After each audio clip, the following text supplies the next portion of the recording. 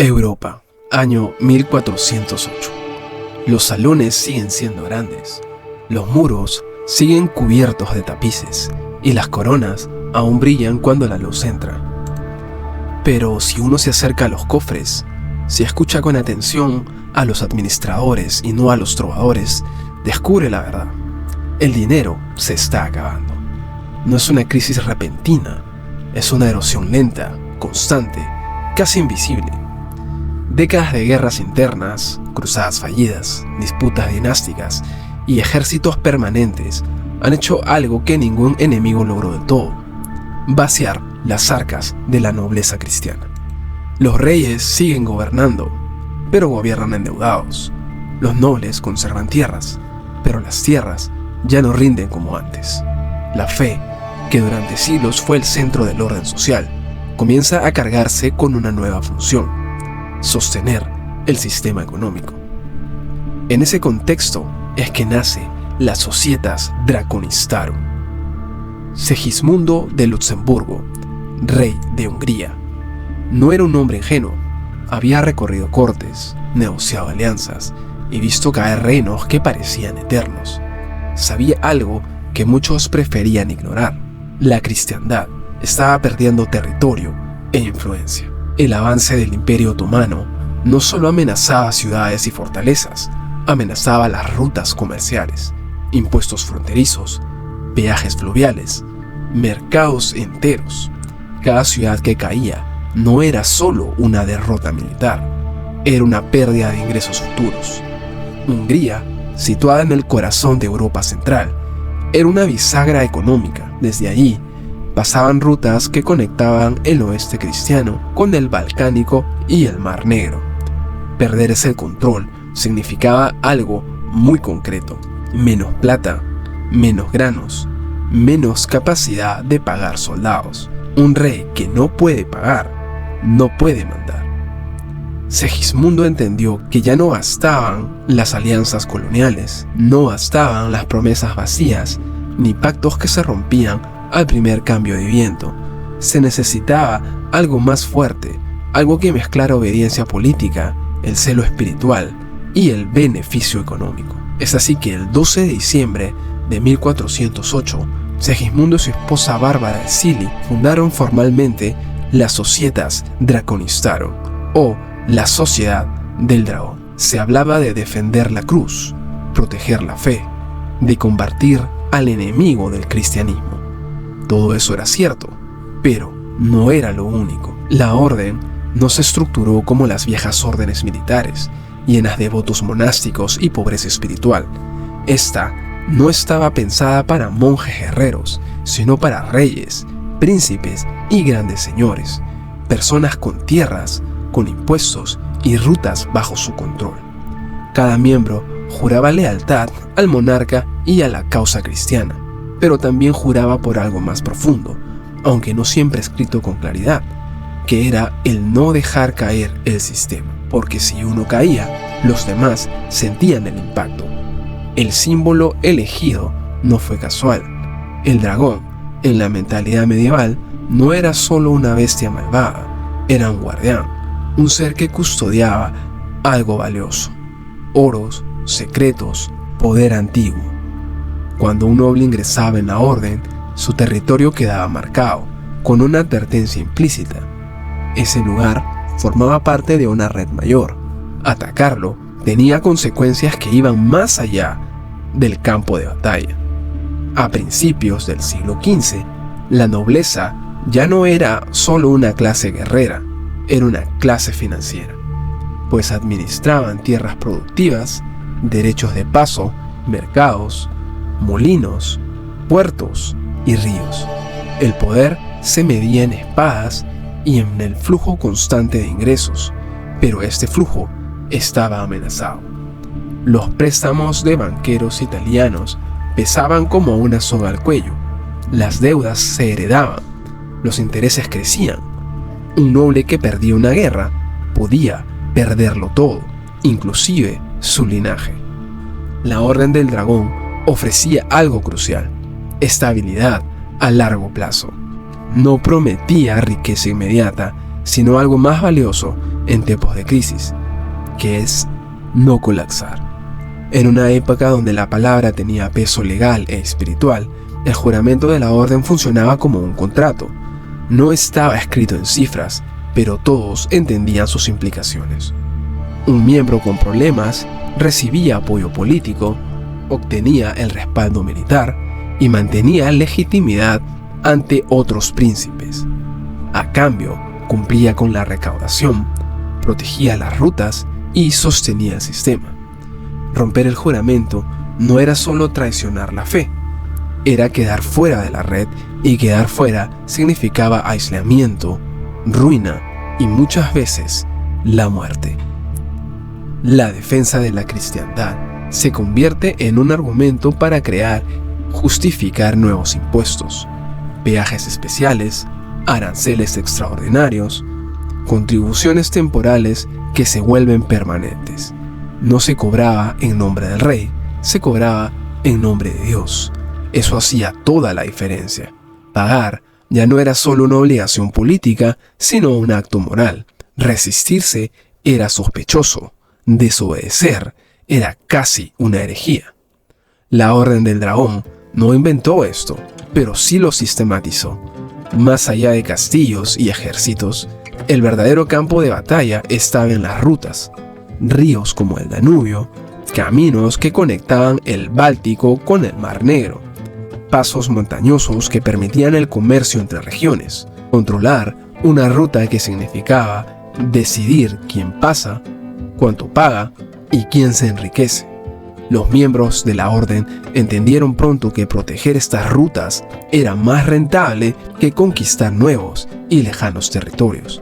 Un camino seguro generaba ingresos constantes, una frontera estable permitía planificar.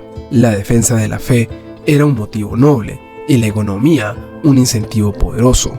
Poco a poco, la Orden del Dragón fue tejiendo una red silenciosa, no siempre visible, pero efectiva.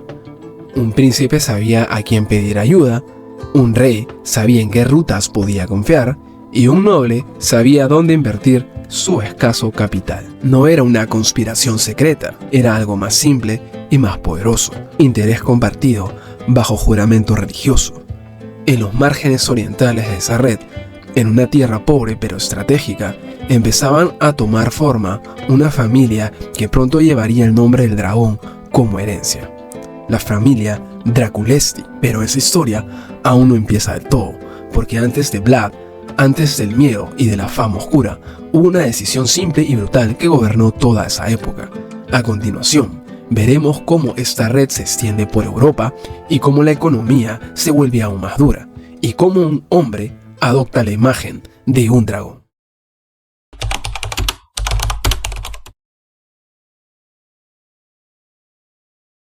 Para entender por qué el Orden del Dragón terminó anclándose en Valaquia, hay que mirar un mapa, pero no como lo miran los generales, sino como lo miran los recaudadores. El río Danubio no era solo agua que corría hacia el Mar Negro, era una arteria económica. Por allí viajaba grano, sal, ganado, madera, hierro, monedas y noticias. Cada barca que pasaba representaba una oportunidad de cobro. Cada paso controlado era una renta asegurada. Justo al sur de ese río, en una franja de tierra constantemente disputada, estaba Valaquia. No era rica, no era estable, pero era imprescindible. Valaquia no tenía grandes ciudades comerciales ni manufacturas sofisticadas. Su valor estaba en otra parte, a saber, su posición estratégica. Era un estado tapón entre el reino de Hungría y con él el corazón de la cristiandad y el imperio otomano, que llevaba la bandera del Islam en sus guerras de expansión. Eso la convertía en una frontera viva, y una frontera viva siempre es cara de mantener, pero muy rentable si se hace de manera correcta. Por Valaquia pasaban caravanas que evitaban rutas otomanas, mensajeros diplomáticos y comerciantes dispuestos a pagar por seguridad. El problema era que Valaquia no tenía un sistema fiscal sólido. Los boyardos o nobles locales cobraban para sí mismos, evadían impuestos y cambiaban de bando con facilidad. El resultado era simple: caos económico. El caos no genera ingresos sostenidos. En ese contexto aparece Vlad II, padre de Vlad III. Cuando Vlad II fue admitido en la Orden del Dragón, no fue un gesto honorífico, fue una decisión económica y política. Ser miembro de la orden significaba reconocimiento internacional, respaldo del rey de Hungría y acceso a una red de poder. Pero también implicaba obligaciones claras, como mantener la frontera, garantizar sus rutas y recaudar el impuesto de manera efectiva. Vlad II adoptó el nombre de Dracul, no para intimidar sino para legitimarse. El dragón en su estandarte era un mensaje de que ese territorio formaba parte del sistema. A cambio, Hungría toleraba su gobierno y la orden aceptaba su papel como guardián de un punto crítico. Pero ser frontera tiene un costo. Valaquia debía pagar tributo al Imperio Otomano para evitar invasiones constantes. Al mismo tiempo, cumplía con las expectativas cristianas. Eso significaba pagar a los dos lados. El resultado fue una presión fiscal brutal sobre una población pobre. Vlad II caminaba sobre la cuerda floja. Si recaudaba poco, perdía apoyo, y si recaudaba demasiado, provocaba rebeliones. Este frágil equilibrio explica muchas de las decisiones posteriores de su hijo, porque Vlad III creció viendo algo muy claro: la debilidad fiscal es una sentencia de muerte política. Vlad III pasó parte de su juventud como rehén en la corte otomana. Ahí aprendió algo que ningún tratado enseñaba: cómo funciona un imperio cuando el flujo de recursos es constante. Los otomanos gobernaban de manera muy organizada. Tenían sistema de impuestos claros, castigos ejemplares y una administración eficiente. No eran suaves, pero eran predecibles.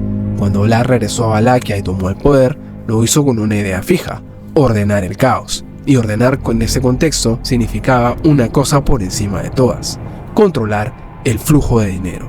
La fama de Vlad III como gobernante cruel no puede separarse de su política económica. Su objetivo era simple: eliminar intermediarios, romper el poder de los boyardos y centralizar la recaudación de impuestos. Vlad III, conocido como el Empalador, no reservaba sus tácticas de terror exclusivamente para los invasores otomanos. Para él, la traición, la corrupción y la desobediencia civil eran crímenes que amenazaban la estabilidad del Estado tanto como un ejército enemigo. Aquí te detallo cómo aplicaba estas tácticas en el ámbito interno de Valaquia. Vlad creía firmemente en un Estado centralizado y fuerte. Para lograrlo, instauró un régimen donde el castigo era desproporcionado respecto al crimen, bajo la premisa de que el miedo garantiza la honestidad. Se cuenta que en su capital, Targoviste, colocó una copa de oro junto a una fuente pública para que todos bebieran. La copa nunca fue robada porque todos sabían que el castigo sería un empalamiento lento y doloroso. Eran mercaderes sajones de Transilvania que se negaban a pagar los aranceles comerciales o que comerciaban ilegalmente. Vlad no solo les confiscaba la mercancía, sino que los ejecutaba en masa para enviar un mensaje a los demás comerciantes. Bajo el gobierno de Vlad III, las rutas en Valaquia se volvieron sorprendentemente seguras. Los robos disminuyeron, los peajes se cobraban de manera uniforme y los comerciantes sabían a qué atenerse. Eso generó confianza económica. Ya que un comerciante prefiere pagar impuestos altos, se sabe que eso le garantizará llegar vivo y con su mercancía intacta. Vlad III entendió esto mejor que muchos gobernantes más civilizados. Su reputación espantaba enemigos, pero atraía el comercio. Cuando Vlad III gobernó, la Orden del Dragón como institución formal ya estaba debilitada, pero su lógica seguía intacta: la defensa de la fe como garante de legitimidad, el juramento como tratado y la economía como motor real. Vlad fue un administrador extremo en un mundo sin margen para la debilidad. La Orden del Dragón creó guardianes. Algunos usaron la espada, otros usaron el miedo, pero todos protegieron algo más que la frontera: protegieron el flujo del dinero. Con el tiempo, los cronistas enemigos exageraron su lado negativo. El nombre Draculea se deformó y el dragón se volvió demonio. Pero si se rasca la leyenda, lo que aparece no es sangre sin sentido, sino un sistema: reyes endeudados, rutas amenazadas, impuestos sagrados y violencia como último recurso fiscal. La Societas Draconistarum fue una respuesta desesperada a una verdad incómoda: el dinero sin orden se disuelve. Ese es el verdadero legado del dragón. No un vampiro, no un monstruo, sino una Europa aprendiendo a golpes que el poder siempre se sostiene sobre la economía y no simplemente de juramentos o de mitos. Cuando la Orden del Dragón dejó de mencionarse en documentos oficiales, muchos asumieron que había muerto, que era una rareza medieval más, un vestigio de un mundo supersticioso y violento que Europa había dejado atrás. Pero los sistemas importantes no desaparecen, solo cambian de forma. El dragón no se extinguió, pero aprendió a ocultarse. En el siglo XV, la fe era el lenguaje que legitimaba el poder económico. Cobrar impuestos en nombre de Dios no solo era eficaz, sino que era incuestionable. Resistirse significaba no solo desobedecer al rey, sino desafiar el orden moral del mundo. Hoy el lenguaje ha cambiado. Ya no se cobran en nombre de la cruz, sino en nombre de la estabilidad, de la seguridad, el progreso, la emergencia y el bien común. Pero la estructura es la misma. Un poder central necesita recursos. Cuando los recursos escasean, necesita de algo que le dé legitimidad. Y cuando la legitimidad es aceptada, el sistema, por consiguiente, se sostiene. La Orden del Dragón entendió que la economía siempre necesita un relato que la justifique. Los juramentos medievales eran sagrados porque rompían algo más que una ley, rompían una identidad. Hoy ya no juramos sobre reliquias, pero firmamos contratos, aceptamos términos y nos sometemos a sistemas que no controlamos del todo. Antes, salir de la red significaba perder protección. Hoy significa quedar fuera del sistema financiero. El castigo ya no es la espada, pero el quedar excluido del sistema. Quien controla el paso, cobra. Quien cobra es el que manda. El dragón sigue enroscado alrededor del tesoro, aunque ahora no lo veamos. La Orden del Dragón también nos dejó una lección incómoda. Los grandes sistemas no se sostienen solo con la fuerza, ni solo con ideas. Se sostienen cuando economía, poder y motivo se alinean. En el siglo XV, ese motivo fue la supervivencia del mundo cristiano de la Europa oriental. Pero mientras existan rutas que proteger, recursos que recaudar y élites que temen perderlo todo, el legado del dragón continuará. Si llegaste hasta aquí y te ha gustado el video, por favor considera suscribirte al canal, ya que así estás asegurando la continuidad de este proyecto. Dios te bendiga y vengo pronto con más historias financieras.